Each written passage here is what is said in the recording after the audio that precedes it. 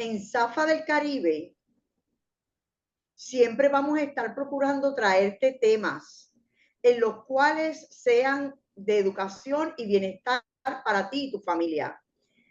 Vamos a estar dialogando hoy cómo manejar una pérdida familiar, cómo es ese proceso del duelo, cuáles son las cosas que vivimos y experimentamos cuando perdemos ese ser amado. Y podríamos decir que la pérdida de un ser amado puede venir de dos maneras, o tal vez él tuvo en una enfermedad, la cual nos permite como ese tiempo de preparación, o puede ser tal vez en un accidente donde lo viste en la mañana y ya en la tarde no está. Este proceso podríamos decir que son etapas. Así que vamos entonces a mirar con nuestra compañera Lisandra González cuáles son esas etapas del duelo. Saludos, Elizabeth, saludos, queridos amigos. Espero que todos estén bien, que estén disfrutando la calor en Puerto Rico. Yo aquí el frío en Jacksonville. Pues sí, Elizabeth, te diré que hay una estudiosa muy famosa, su nombre es Elizabeth Kubler-Ross, y ella dedicó su vida a estudiar las etapas del proceso de la pérdida, que se pueden utilizar no solamente para describir la pérdida de la muerte, sino cualquier tipo de pérdida. Recuerda que nosotros los seres humanos nos gustan las cosas, las personas, nos gusta el sentido de pertenencia y muchas veces la pérdida nos va a sacar de carrera. Por lo tanto, tenemos que aprender o si elegimos aprender, decidir aprender a manejar la misma, va a ser más fácil para nosotros poder comprender que el proceso de la pérdida y la muerte son procesos naturales, que no todo el mundo va a pasar por las etapas a la misma vez o se van a tardar al mismo tiempo. Podría ser que las diferentes etapas varíen en cuanto al tiempo. Eso no está determinado y eso no está escrito en piedra. Lo más importante es poder reconocerlas para poder manejarlas y poder nosotros alcanzar bienestar mental, emocional, espiritual y físico. Y la primera etapa es la negación. O sea, ocurre la pérdida y lo primero que decimos, no, esto no me puede estar pasando a mí, esto no puede estar sucediendo, me niego a creerlo. O sea, cualquier frase, cualquier pensamiento que esté en negación. El no es la palabra universal para nosotros decir que algo no está sucediendo. La segunda etapa es coraje o ira. Esta persona está muy furiosa, está frustrada, está impotente porque no puede comprender por qué la pérdida está sucediendo. Como tú bien dijiste, podría ser una pérdida por una muerte de una enfermedad prolongada. Eso nos da tiempo de prepararnos mentalmente. Pero si es una muerte o una pérdida que no está esperada, ¿verdad? Es imprevista, pues por lo tanto, ¿verdad? Vamos a tener coraje. Podemos inclusive culpar a Dios, culpar a otros, culparnos a nosotros mismos. ¿Por qué? Porque es algo que no podemos entender. La otra parte es la negociación, la tercera. O sea, intentamos hacer un trueque para tratar de minimizar o detener la pérdida. No sé si muchas veces has escuchado que hay personas que dicen, no, yo voy a hacer una promesa, yo estuve orando o yo negocié con tal o cual persona para ver cómo puedo minimizar la pérdida. Es un proceso natural. Hay que tener mucho cuidado porque muchas veces cuando si entra en negociación con personas que tal vez, ¿verdad? No tienen la mejor intención, tú puedes tener más pérdida de la que tú estabas esperando. La otra es la depresión. Se empieza es como la depresión es el camino a la aceptación. Estoy triste, puedo dejar de comer, puedo empezar a presentar síntomas de depresión severa. ¿Por qué? Porque ya la tristeza y la desesperanza se están haciendo hueco en mi vida. Luego, por último, está la aceptación. En la aceptación, que puede ocurrir 2 meses, 3 meses, un año. Yo tuve una pérdida, yo estuve 20 años. A los 20 años yo tuve la aceptación. Ahí yo determiné que ya era tiempo de yo aceptar que había tenido esa pérdida y que era tiempo de empezar a caminar hacia adelante, no vivir en el pasado. Durante la aceptación, esta persona podría ser que haga las paces con Dios, haga las paces con otras personas o haga las paces consigo mismo. Es bien importante recordar que estas etapas no tienen un tiempo predeterminado. Puede ocurrir, a mí me tomó 20 años, quizá a otra persona le tome 6 meses, hay quien le toma un año, o sea, eso no lo voy a determinar yo, eso lo va a determinar la persona y cuán saludable sea sus emociones, su forma de ver la vida, su forma de afrontar las circunstancias que son extraordinarias. Pues fíjate, Lisandra, nosotros culturalmente, como país, nosotros nos han enseñado que la muerte es una pérdida. Y vemos ese evento que lo podemos ver en todo, en la flora y en la fauna. Vemos que una flor tú la siembras, la semilla para que florezca muere, y todo lo que tiene vida pasa un proceso, un ciclo. Nace, vive, muere, vuelve y nace, y lo vemos en las plantas y en los animales. Y es un proceso natural, pero nosotros cuando es de ser humano le decimos pérdida. Pero si pudiéramos poder comenzar a cambiar ese paradigma y en vez de yo enfocarme en que perdí esa persona, yo tuviera la capacidad de cambiar ese paradigma y mirar, en vez de la pérdida, el tiempo que disfruté a esa persona. ¿Cuántos años pude tener en compañía de esa persona? ¿Cuán el tiempo que vivimos, las experiencias y sobre todas las cosas, cómo yo puedo aprender hoy a disfrutar de esas familiares que aún tengo vivo? Porque en ocasiones las personas planifican más un viaje o otros temas de conversación familiar que qué pasaría cuando ya no esté. Porque la realidad es que lo más seguro que tengo en la vida es que un día no voy a estar físicamente, pero de eso no dialogamos. Cuando yo tuve la experiencia, teniendo jovencita, 23 años, mi mamá falleció en un accidente automovilístico. La vi un momento y ya en el otro ya no estaba. Me tomó mucho tiempo porque yo interpretaba la muerte como la pérdida. ¿Sabes lo que me sacó de esa tristeza profunda y de esa angustia? El que empecé a razonar cuántos años yo tuve a mi mamá, porque ya yo tenía 23 años. Hay jóvenes que la han perdido teniendo 10, 5, o como mi mamá, que no, yo no conocía a la abuela materna. Así que los que me conocen saben que el tema de la muerte no es uno de mis preferidos más. Sin embargo, me he estado educando para comenzar a mirar ese ser humano que tengo a mi lado, que aún vive y lo puedo disfrutar, comenzar a estar consciente de poder disfrutar cada minuto. Y si en algún momento ya no estuviese, saber que es parte de la vida. Eso es así. Yo como enfermera, llevo ya 32 años, empecé jovencita a los 22, que todavía el proceso de la muerte no era para mí algo como que relevante, pero mientras fueron pasando los años y fui viendo gente morir, yo pude comprender que realmente es un proceso que todos tenemos que pasar. Y lo más difícil es poder hacerle entender a los familiares eso que tú estás diciendo. Lo importante que fue el tiempo que viví con esa persona, los buenos momentos, los recuerdos. ¿Por qué? Porque eventualmente todos vamos a pasar por eso.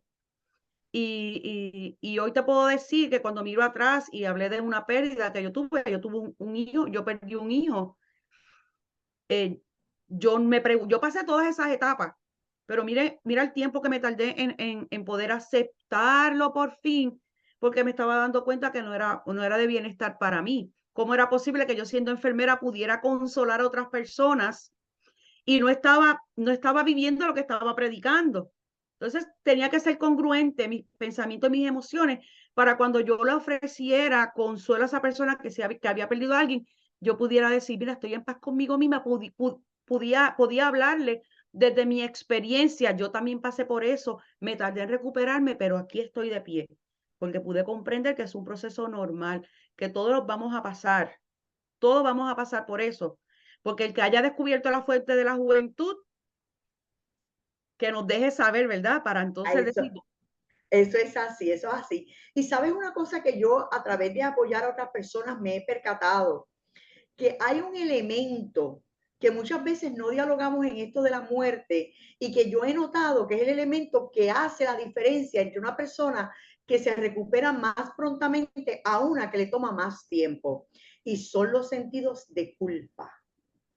Si yo me siento culpable o responsable, o tal vez ese sentimiento de pude haber hecho más y no hice, por las diversas razones que fueran, los sentidos de culpa pueden llevar a una persona a una angustia y una tristeza profunda. Por lo tanto, hay que trabajar con los sentidos de culpa, porque la realidad es que la culpa no funciona, la culpa no nos lleva a ningún lugar. Asumir la responsabilidad de mis acciones sí me lleva a tener un resultado mayor y una recuperación más rápida. Lisandra, ¿sabes también que hay especialistas que trabajan con la muerte? Son psicólogos, pero se especializan en este tema y se le conoce como tanatólogos. Eso es Y ellos así. ayudan en cualquier tipo de pérdida, ya sea una pérdida por muerte, ya sea una pérdida de empleo, una pérdida de nuestras extremidades, porque hay personas que tienen un accidente y pierden una pierna, pierden un brazo, y tienen que lidiar el resto de su existencia con eso. Y como quiera pasan por estas 5 etapas que tú muy bien nos explicaste, porque como dijiste, puedes aplicarse a cualquier cosa. Así que tal vez, Lisandra, te pregunto, tú podrías hoy con la educación que tienes y la reflexión y hoy que ya has superado tu pérdida, que nos has comentado que te tomó tanto tiempo, si tú hubieses buscado esa ayuda profesional, ¿qué diferencia tú crees que pudo haber sido en tu vida hoy? Pero yo creo que primero que nada, no me hubiera tardado 20 años en aceptarlo. Hubiera pasado el proceso más rápido, las etapas. Y te voy a decir, yo no sentía culpa. Yo creo que yo me quedé estancada en esa negociación, en ese coraje, porque yo siempre he dicho que es triste, si es triste ver morir a una madre o un padre, es más triste ver morir a un hijo, porque todo el mundo te dice que los hijos no se mueren primero que los padres, que enterrar un hijo es un dolor bien profundo. Entonces, si yo hubiera buscado ayuda, yo hubiera podido hacer esas paces, ¿verdad? Con ese pensamiento de que un padre no entierra a un hijo. No me sentía culpable, lo que sí tenía era ese pensamiento. Y algo sobre la culpa es que nuestra sociedad, desde que somos pequeños, nos está inculcando la culpa por todo. Si te portaste mal en la escuela, mamá lloró, papá lloró por tu culpa. Si vas a la iglesia, te culpan por esto. Si vas al banco, te culpan. O sea, la culpa nos rodea. Esto es inhalar culpa. Por lo tanto, es un paradigma que hay que comenzar a cambiar y es difícil. Yo no digo que sea imposible, pero como esos paradigmas son tan antiguos, pues, ¿qué podemos hacer? Cambiar nuestros pensamientos y reconocer que ese paradigma negativo no nos abona para nuestro bienestar. Por lo tanto, empezar a lidiar con la culpa que podemos estar cargando sobre lo que sea. Y cuando alguien venga a nuestras vidas a tratar de inculcar la culpa por nuestras reacciones a algo, darle un detente. Yo no trabajo con culpa, yo trabajo con responsabilidad, Correcto, porque es correcto. bienestar, bienestar para ti, bienestar para las relaciones que tú puedas tener. Así es, mira, Lisandra, y también en otra observación del tema de la muerte, me he podido percatar que muchas personas es la interpretación que le dan a ese momento de la muerte. Por ejemplo, si yo hubiese sabido que mi mamá iba a fallecer en ese momento, en ese accidente, que fue en un carro público, pues yo hubiese evitado que yo hubiera ido al carro público. Pero eso yo no lo podía evitar porque no podemos estar en el futuro. Eso ocurre en un espacio que es el presente y yo no lo sabía. Pues hay muchas personas que, por ejemplo, tal vez le pasa el evento de la muerte, digamos, por accidente, o aún la persona está en el hospital y ella se fue a las 10 de la mañana porque rompió la noche. Y la persona ya se va a las 10 de la mañana y la persona fallece a las 11:30 y tú le ves ese lamento, ay, si yo me hubiera quedado, si yo hubiese sabido, me quedaba esa hora y media, no me hubiese ido. Pues seguro, si tú lo hubieses sabido, tú no te hubieras ido. Pero lo que pasa es que no lo sabemos. Por lo tanto, tú cumpliste tu labor y no está en ti ni el día, ni la hora, ni dónde, ni cómo. Eso no lo determinamos nosotros. Por lo tanto, es importante que esta audiencia que nos está escuchando comience a practicar el que yo tome la mejor decisión con la información que yo tenía hasta ese momento. Porque si yo lo hubiese sabido, cuántas cosas, cuántas decisiones hubiésemos tomado, tomaríamos nosotros si supiéramos lo que va a pasar hoy a las 9 o al próximo día. Por lo tanto, es bien importante trabajar para una mayor recuperación con ese sentido de culpa, que es en mi experiencia lo que hace que las personas se recuperen más lentamente. Eso es así. Y si pudiéramos entonces decir algunas recomendaciones para que la audiencia pueda tener unas herramientas adicionales de cómo puede trabajar el perder un ser querido. ¿Qué podríamos decir? Pues mira, es bien importante permitirnos sentir el dolor. Es normal. Yo he escuchado que gente dice, "Ay, no, no quiero llorar en frente de mi familia". Llora, patalea, grita, tírate al suelo. Haz lo que sea necesario para que tú puedas liberar tu dolor, porque es normal, es parte de lo que es el proceso de la pérdida. Muchas veces otros te dicen, tratan de controlar tu forma de sentir el dolor. Incluso te ponen hasta tiempo. No, no, ya tú llevas un mes llorando, pero es que no es tu dolor, es mi dolor. Exacto. Entonces, vamos a permitirnos sentir ese dolor, porque somos humanos y se vale llorar. Mira, Lisandra, hay una frase que quiero que la audiencia la tenga bien pendiente, porque yo en mi carácter personal la veo como que tal vez no es apropiada. Muchas personas en medio de ese dolor tuyo, y como tú muy bien explicaste, la primera etapa es la denegación y a veces pues, ¿verdad? Hablamos con Dios porque te lo llevaste. Y yo he escuchado personas que dicen, es que se murió porque es que Dios necesitaba un ángel en el cielo. Los libros que yo he leído, tanto de cómo trabajar este tema en cualquier tipo de edad, una de las cosas que dice es que uno no debe decir eso, porque en medio de cuando tú estás en medio de ese dolor, lo menos que tú quieres escuchar es que esa persona se fue por X o por Y razón. Y cuando yo recuerdo cuando yo perdí a mi mamá en ese accidente, las personas que se acercaban a mí con la mejor intención, todo el mundo, ¿verdad? Con buena intención, pero me decían, está bien, cálmate, no llores.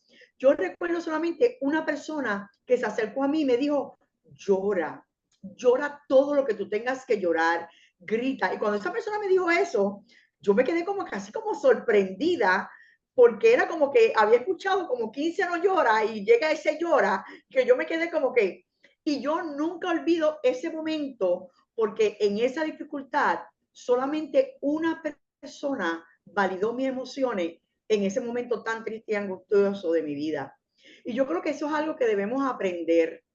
Si no tenemos algo positivo que decir, vamos a guardar silencio. Si el simple hecho de estar allí presente, acompañando a esa persona que ha perdido el ser querido, es más que suficiente, no es necesario hablar.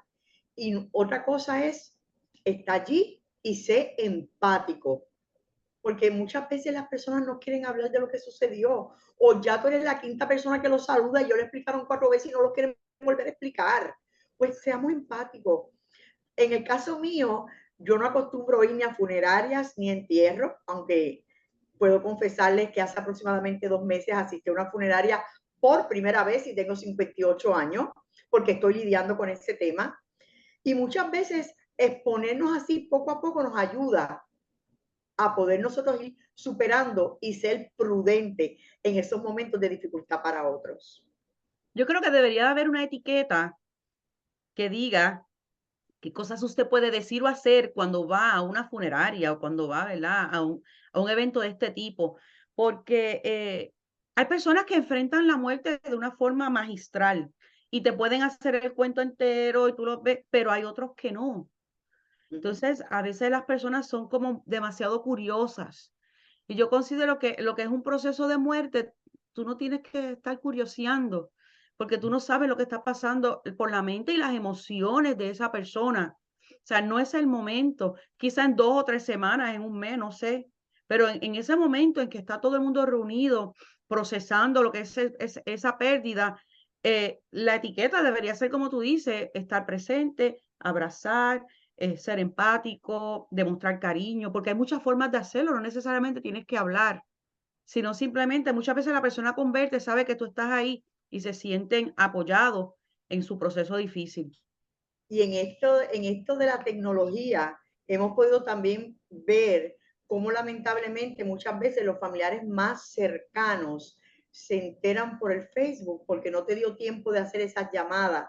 Y cuán doloroso también es eso. Es importante también respetar ese espacio de que si tú has visto que la familia no ha publicado nada, no seas tú también quien lo publique. Son detallitos que hacen grandes diferencias cuando podemos ser empáticos con otros en un momento tan difícil como la pérdida de un ser querido.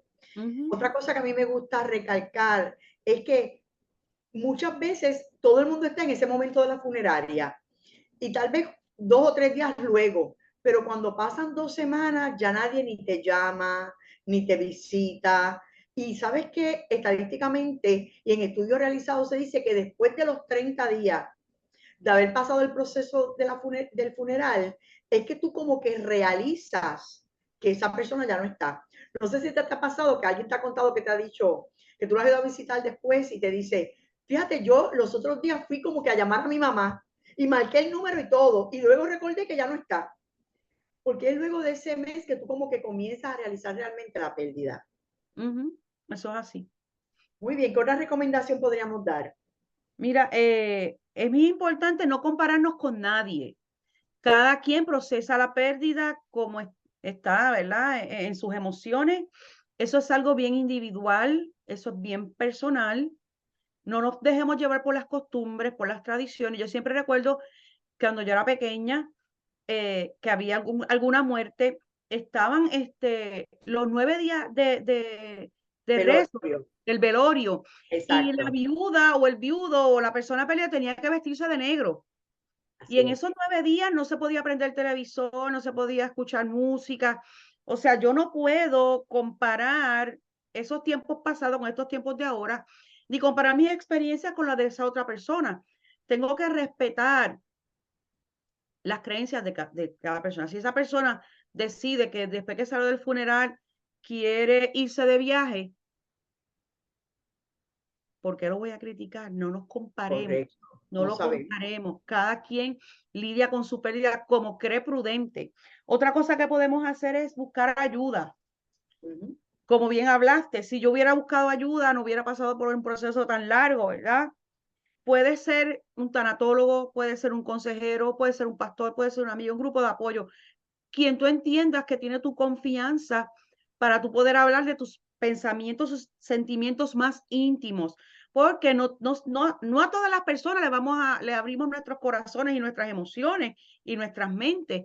O Ujú. sea, siéntate en la libertad y entiende que tú no eres igual que todo el mundo, que aún los 5 dedos de las manos son diferentes, por lo tanto, cada quien enfrenta la pérdida de forma diferente y no está mal el buscar ayuda, no está mal. Al Lo contrario. que está mal es suprimir tus emociones, compararte con otros y seguir sufriendo y estirando un proceso que puede ser más pequeño.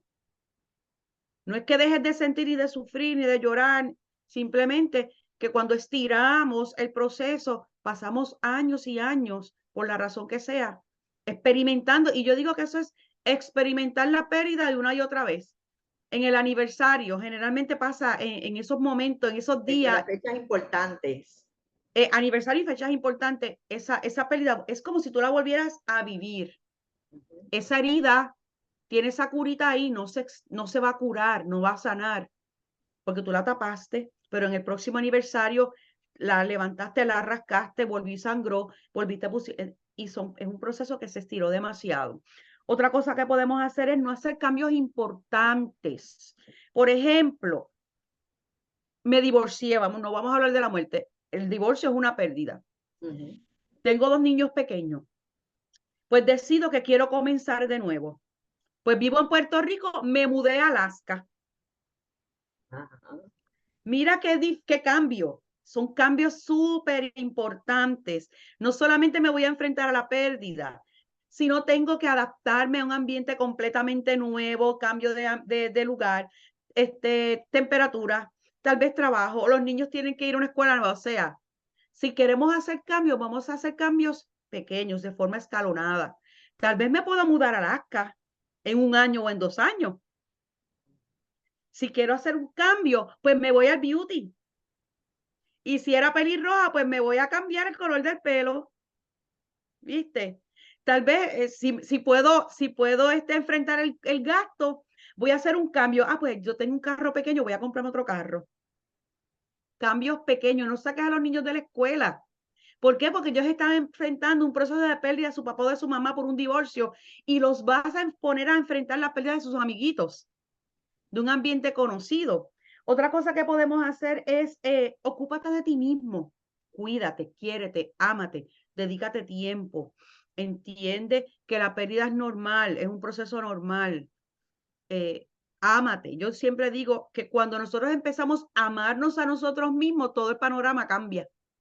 Y además de amarnos, también perdonarnos, porque como hablábamos ahorita, esos sentidos de culpa, ese no hice, ese pude hacer que no hice, o Ujú. una u otra cosa, o me pidió esto y no me dio tiempo de complacerlo. Mira, perdónate a ti mismo, reconcíliate, porque hay cosas que controlamos y hay otras cosas que no tenemos el control de ellas. Eso es así. También podemos, muchas veces, muchas personas deciden utilizar drogas o alcohol para adormecer o hacer que duerma ese dolor.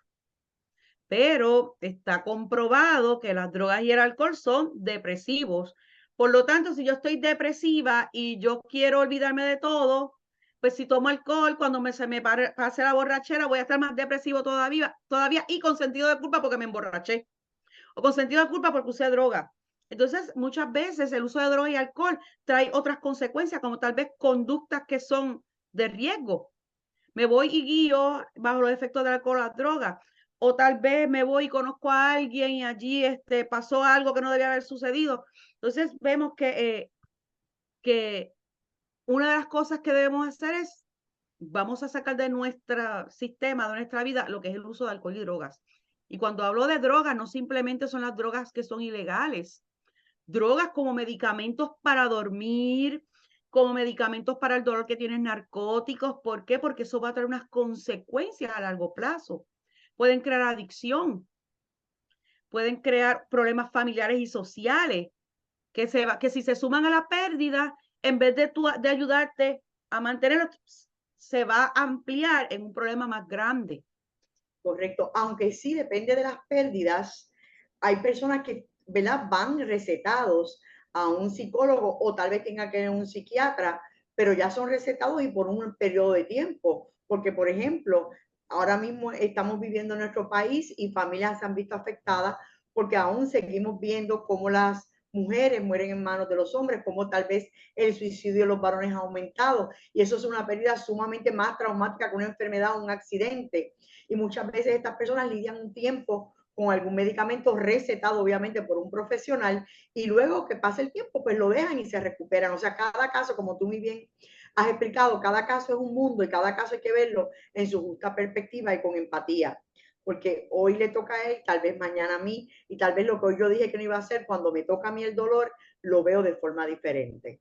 Inclusive cuando hablamos de medicamentos que son antidepresivos, es bien importante notar, muchas veces los psiquiatras no te lo dicen, los medicamentos antidepresivos te pueden causar ideas suicidas y comportamientos suicidas. Por lo tanto, y yo no es que yo esté en contra del uso de medicamentos. Si los necesitas, utilízalos, pero siempre pensando que el medicamento no va a ser una muleta para toda la vida.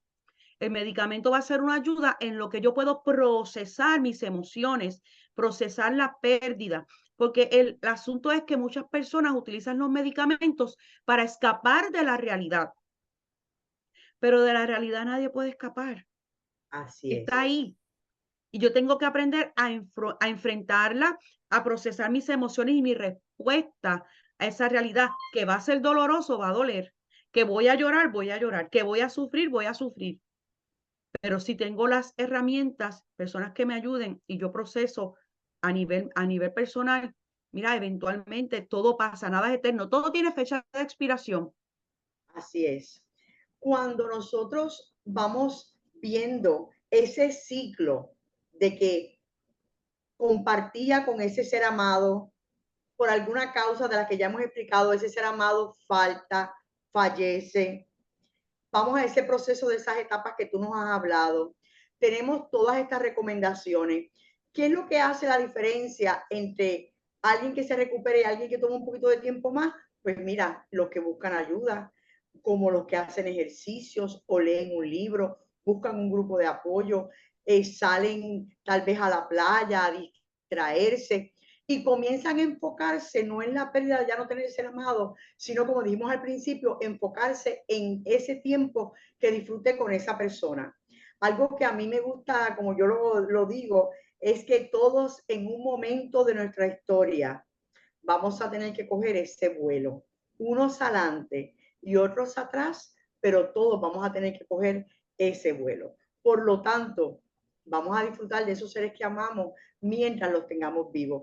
Y cuando ya no estén, siempre recordemos que siempre van a vivir en nuestro corazón. Cuéntame, Lisandra, ¿qué otra cosa dirías a nuestra audiencia? Mira, que puedo decir que para, ¿verdad? Concluir que el proceso de la pérdida es uno normal, es como tú bien dijiste al principio, nacemos, disfrutamos de la vida y morimos. Ese es un proceso.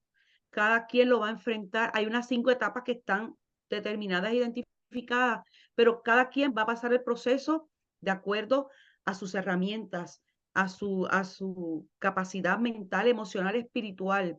Si vemos que una persona amada o inclusive nosotros mismos estamos demasiado tiempo detenidos en el proceso, se vale buscar ayuda. ¿Por qué? Porque no queremos que los procesos se extiendan demasiados. O sea, perdiste, te puedo entender tu dolor, cada quien sufre, llora, pero la vida continúa. Y si yo tengo hijos, tengo otras familias, otras personas que son allegados a mí, yo no quiero entrar en un proceso de depresión y de autodestrucción porque hubo una muerte no planificada o una pérdida no planificada.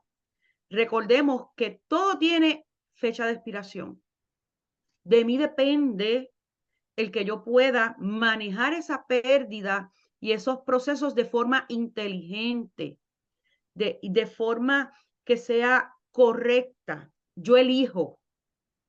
Aquí no se vale que otra persona venga a decirme, tú para de llorar, o llora menos, o llora más, o tómate esta pastilla. No, no, no. Es mi vida, es mi decisión y yo elijo. Pero eso empieza desde nosotros, desde nuestro interior. Dejemos la culpa a un lado. La culpa es nuestro peor enemigo. Cuando la culpa intente venir a decirte cositas aquí en el oído, imagínate en los muñequitos cuando está el angelito y el diablito que está diciendo, no, pues vamos a echar a un lado la culpa, vamos a escuchar las personas que sí tienen el interés sano de vernos mejor. Háblate al espejo. Cuando yo he pasado procesos de pérdida, yo me hablaba al espejo, me miraba. Podía ser que estuviera esgreñada, con ojera, había llorado, pero yo me decía, ¿sabes qué? Tú eres hermosa, tú eres capaz, es un proceso normal, todo pasa, todo tiene una fecha de expiración, esto no va a ser eterno. Y entonces cada día iba al espejo y me veía mejor, porque hoy me voy a mirar en el espejo, déjame no estar más, déjame peinarme. Y es un proceso. Es un proceso. Yo no quisiera, ¿verdad? Que como yo pasen 20 años, porque ahora yo miro atrás y digo, si yo hubiera sabido lo que sé ahora, tal vez el proceso hubiera sido algo, pero no 20 años, no 20 años. Y eso es lo que yo los invito. Vamos a mirarnos, vamos a mirar a nuestro alrededor las personas que lo necesiten. No vengamos con preguntas que tal vez no vienen al caso. Vamos a preguntar cómo te sientes. ¿Qué necesitas? Estoy aquí para ayudarte. No necesitamos juzgar a nadie. Vamos a dejar a un lado la culpa.